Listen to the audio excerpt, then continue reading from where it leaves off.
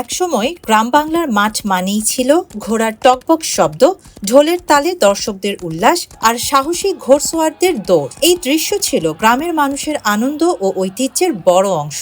সময়ের পরিবর্তনে সেই ঘোড়দৌড় প্রায় হারিয়ে যেতে বসেছিল। তবে দীর্ঘদিন পর মৌলভীবাজারে আবার নতুন করে প্রাণ ফিরে পেয়েছে এই হারিয়ে যাওয়া ঐতিহ্য। ঐতিহ্যবাহী একটা মেলা এবং খেলাও ওই ঘোড়দৌড় গেছে বছর হয়নি, এবছর হয়েছে, খুব ভালো লাগছে। আমরা দেখছি ভবিষ্যৎ হোক নিরাপদ, বিনিয়োগ হোক বিশ্বস্ত, আর আমার পছন্দ সল্ট বে। ওয়েলকাম টু সল্ট বে। ঘোড়দৌড়কে কেন্দ্র করে উৎসবের আমেজে ভরে ওঠে মৌলভীবাজার সদর উপজেলার ৬ নম্বর একাটুনা ইউনিয়নের বড়তলা মাঠ। দুপুর গড়াতেই মাঠ জুড়ে নামে হাজারো দর্শনার্থীর ঢল। আজকের যে ঘোড়াদৌড় চলছে এটা হলো একাটুনা ইউনিয়নের শত বছরের ঐতিহ্য।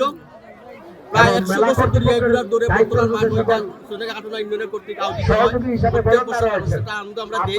এই ঐতিহ্যবাহী প্রতিযোগিতায় দেশের বিভিন্ন জেলা থেকে অংশ নেয় মোট ১৫টি ঘোড়া। প্রতিটি রাউন্ডেই ছিল হাড্ডাহাড্ডি লড়াই আর দর্শকদের শ্বাসরুদ্ধকর অপেক্ষা।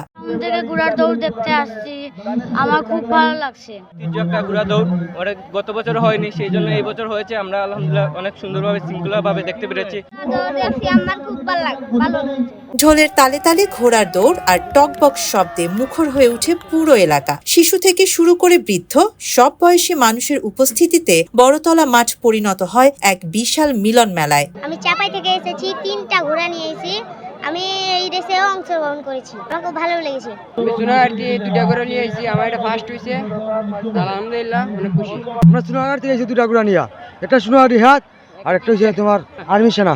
সময় ও জীবনের ধারায় অনেক কিছু বদলে গেলেও শিকড়ের টান কখনো মুছে যায় না। আধুনিকতার কোলাহলের মাঝেও গ্রাম বাংলার ঐতিহ্য মানুষের ভালোবাসায় আজও বেঁচে আছে। মৌলভীবাজারের বড়তলা মাঠে ঘোড়ার দৌড় আর দর্শনার্থীদের উচ্ছ্বাস যেন আবারও মনে করিয়ে দিল গ্রাম বাংলার ঐতিহ্য এখনো প্রাণবন্ত ও জীবন্ত।